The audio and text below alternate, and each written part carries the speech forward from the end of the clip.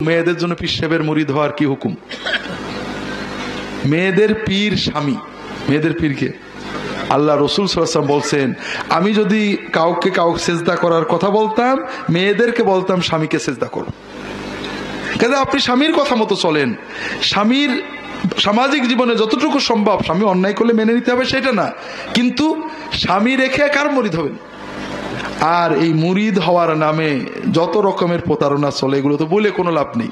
ভালো পীর আছেন আলহামদুলিল্লাহ, আমরা বলবো না সবাই খারাপ, তবে মানুষ পীর মাশায়েখদের মহব্বত করে দেখে প্রতারণা ভণ্ডামি এত বেরিয়েছে। তো এই জন্য নেককার মানুষদের সোহবত নিষিদ্ধ কিছু নয়, ভালো, কিন্তু মেয়েদের জন্য মূলত পীর স্বামী।